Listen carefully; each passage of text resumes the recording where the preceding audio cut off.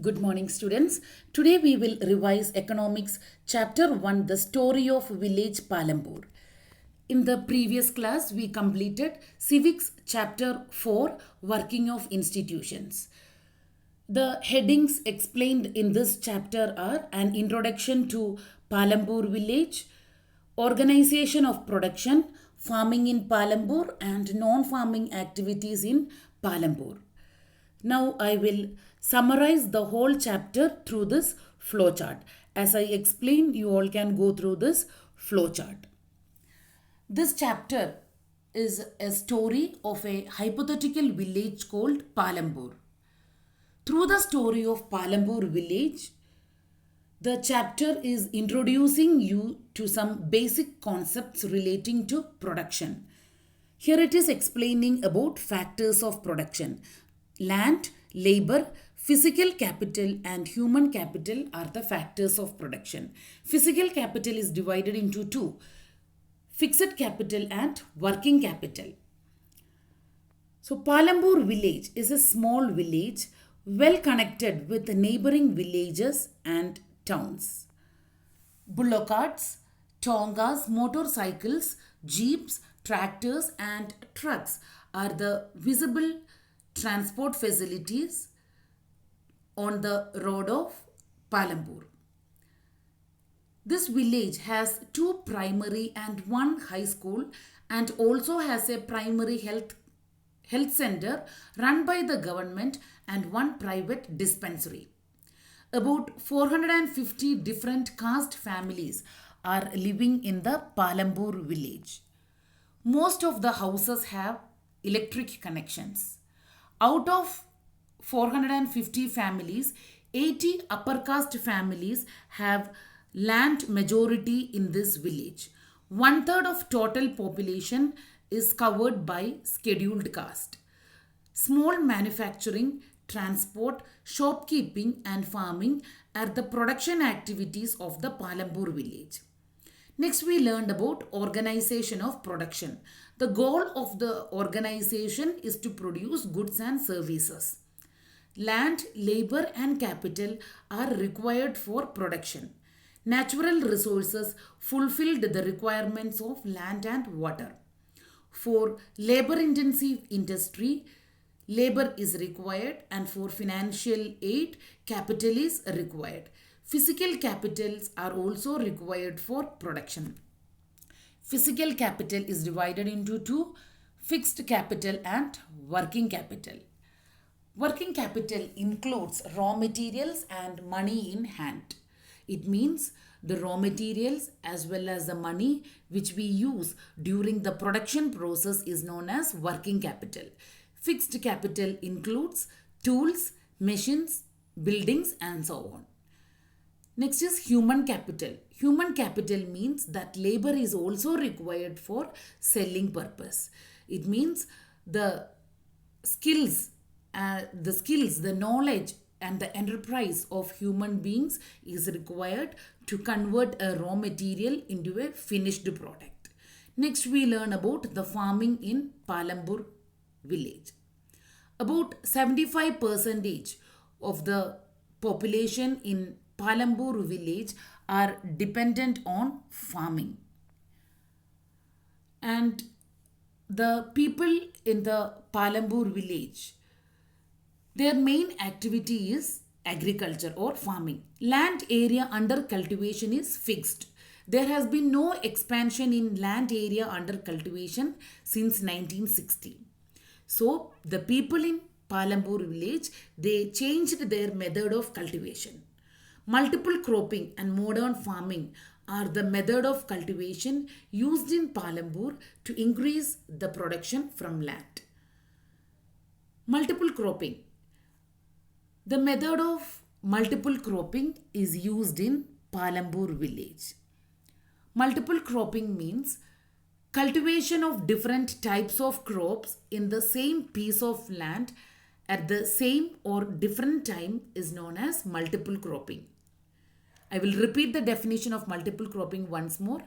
Cultivation of different types of crops in the same piece of land at same or different time is known as multiple cropping. For example, jowar and bajra grown during rainy season. Potato is produced between October and December. Wheat is produced during winter season. Next is about modern farming. People in Palambur village, they used modern farming method.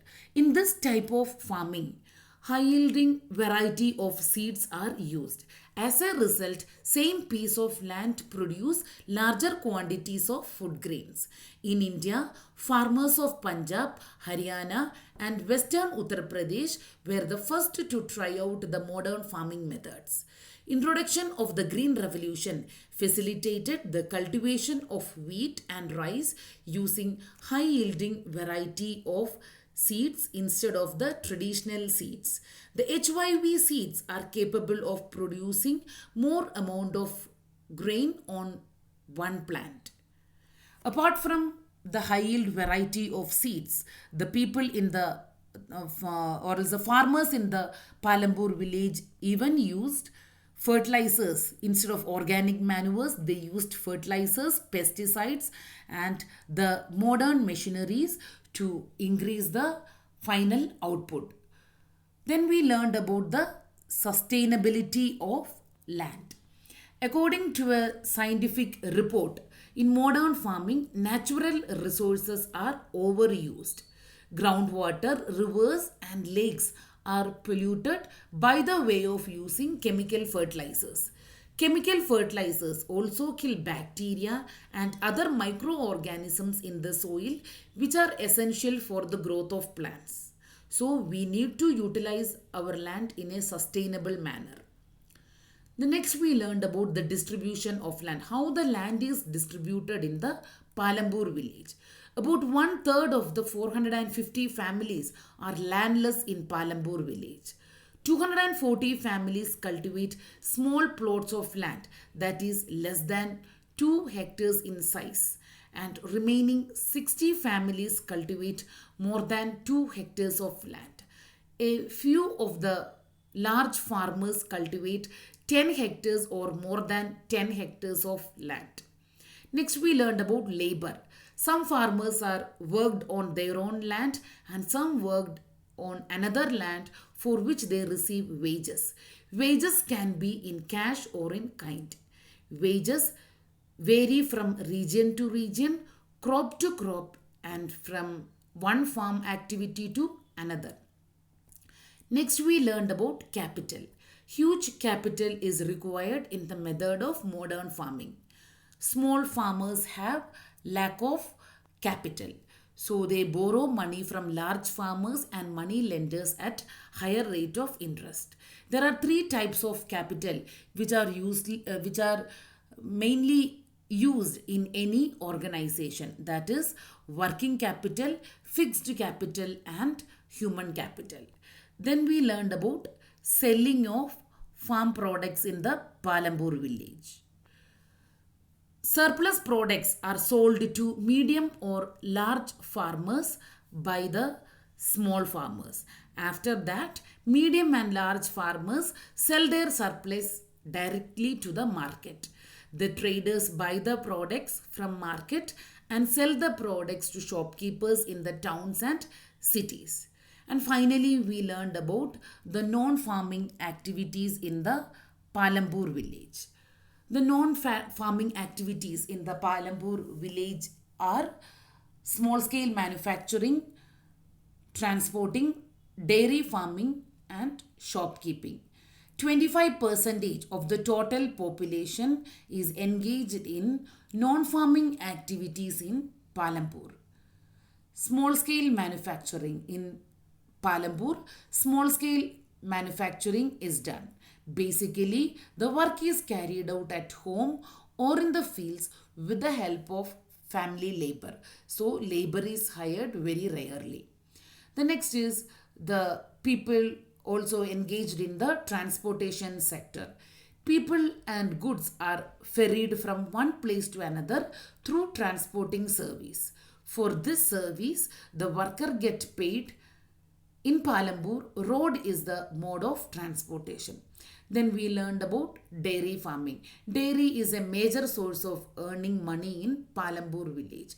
Dairy is a type of business where the processing of animal milk are done mostly from cows and buffaloes. Finally, the people in the Palambur village are engaged in shopkeeping. Shopkeeping is also a source of earning money in Palambur village. Shopkeepers earn money by selling a wide range of items like rice, wheat, sugar, tea, oil, soap, notebooks, pen, pencil, and so on. It means whatever things which is required for the people in Palambur village. Here, shopkeeper is an individual who runs the shop. So now we concluded today's class. With this, we covered the summary of this chapter. If you have any doubts related to this chapter, feel free to mail at dmcsonlinequeries@gmail.com. Thank you, students. Have a good day ahead.